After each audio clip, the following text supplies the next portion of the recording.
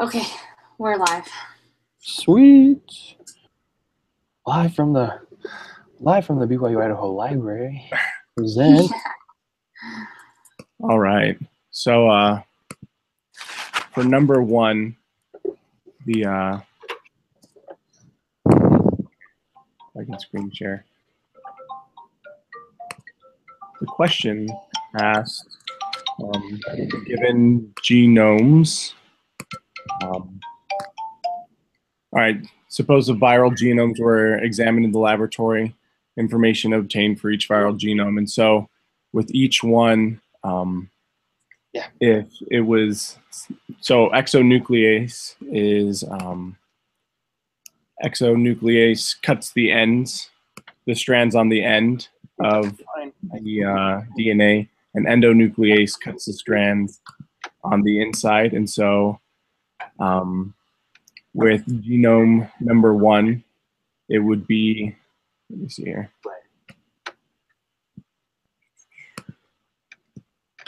With genome number one, I'm struggling with my, there we go. Since it's sensitive to endonuclease, it has to be single-stranded and circular. Since genome number two is sensitive to both exonucleases and endonucleases, it has to be single-strand and linear. And genome number three, since it's sensitive to both exo and endonucleases, again, it would be double-stranded and linear, and it would be DNA. Sorry, genome one is RNA, genome two is RNA. Genome number four, it's sensitive to exonuclease. Oh, it's resistant to exonuclease, but sensitive to endonuclease. And with what we have there, it's DNA. It's double-stranded and circular. So it's number one. Sweet. So number two is fill in the blank. And so topoisomerase 2 is composed of 4 protein subunits and uses ATP to compact bacterial chromosomes, while a nucleosome contains 146 to 147 base pairs of DNA and 8 histone proteins. The DNA double helix is 2 nanometers wide. Adjacent base pairs are separated by 0.34 nanometers in the DNA double helix.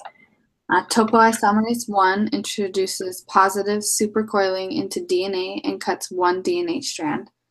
The origin of replication in E. coli is ORIC. In Hershey-Chase experiment, bacteriophage T proteins are labeled with the radioactive isotope of sulfur, while bacteriophage T2 DNA was labeled with radioactive phosphorus. The sugar in uridine is a ribose, while the sugar in deoxythymidine is deoxyribose. So for 3, the answer to A in meters would be 0.0198. Because you add the 2 chromosome lengths together and then times that by 0.34 nanometers to convert that and then convert it to meters. For B, you take the total number of base pairs divided by 50 because of the average length of the linker, and then you get 3,140,000 nucleosomes. For C, because there's 2 H2A molecules, you will time the number of nucleosomes times by 2, and then because there's 4 total histones, you divide by 4, and then if you times that by 4 again, you get 6,280,000. And D, that one, with my research I found there's about 30 base pairs in between the points of radial loops, and so you take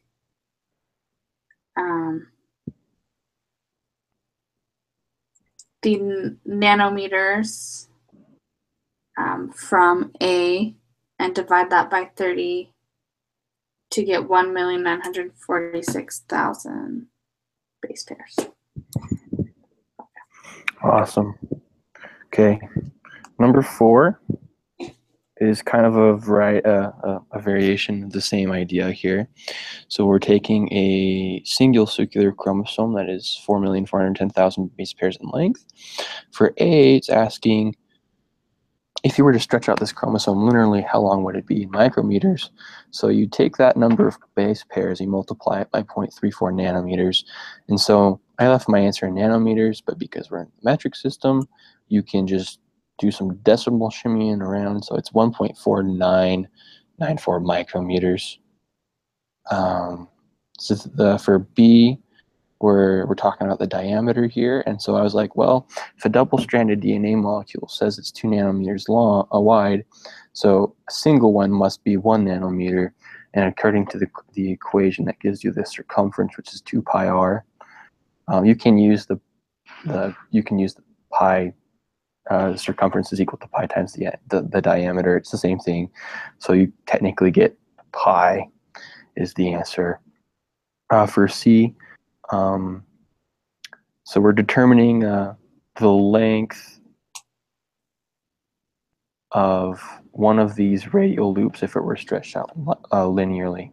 As Kylie explained, this variation of this same calculation, but I was supposed to divide by 30. So instead of getting 17,000 nanometers or 1.7 micrometers, I was supposed to get 5.67. Wait, hold on. Sorry. Let me do a quick little calculation really fast. 50 times 0.34 divided by 30. Right, so it'd be 5.67 micrometers long. And the same thing with the same histone problem from number 3. Again, I forgot to multiply the answer again. So, actually, I multiplied by 4. There it is. Here's the answer. So it's 8,820,000, if that's right. Does the rest of the group concur that that's correct? I forgot. Yeah. Okay, sweet. Okay, cool. Moving on. Number 5. Because I scanned these papers in the library, the scanner doesn't scan back and front, so I have all my papers are all screwed up. Okay, number 5 is talking about, here's this organic structure. What's going on with this structure here? So the set of questions that it's asking is which one of these is a nucleoside versus which one of those are a nucleotide, which one contains ribose, which doesn't, and which ones are pyrimidines and purines.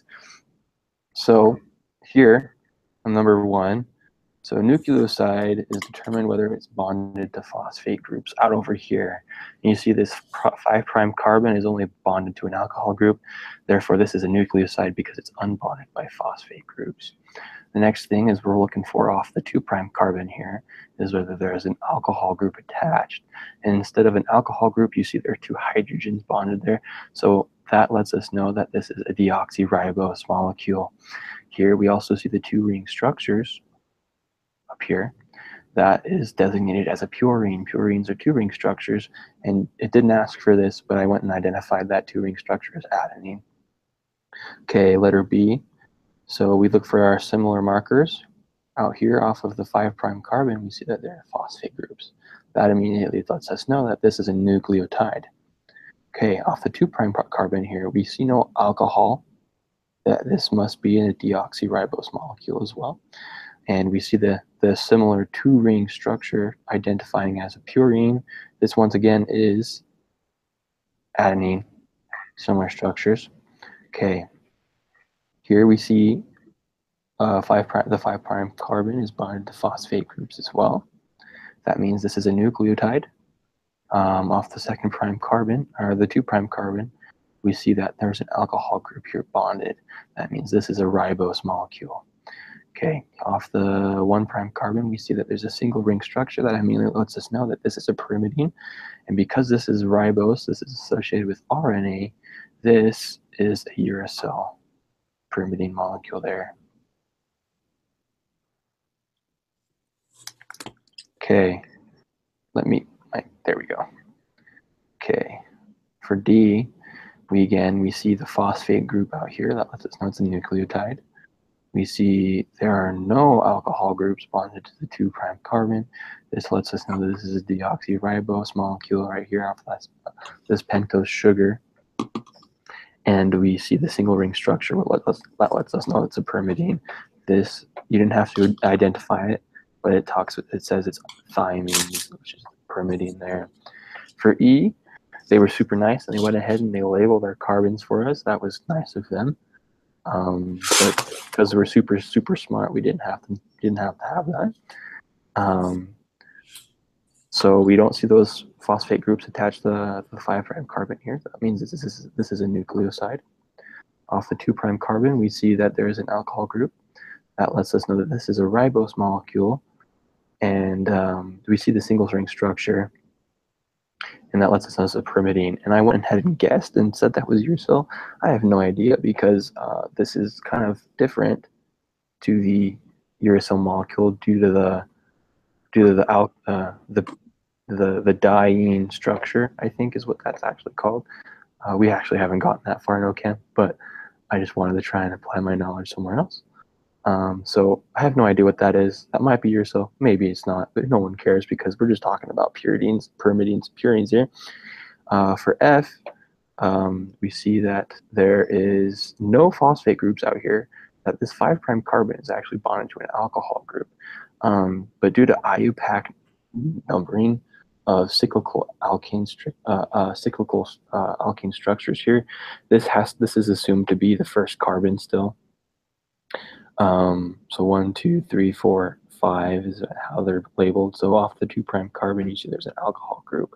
So that lets us know this is a ribose.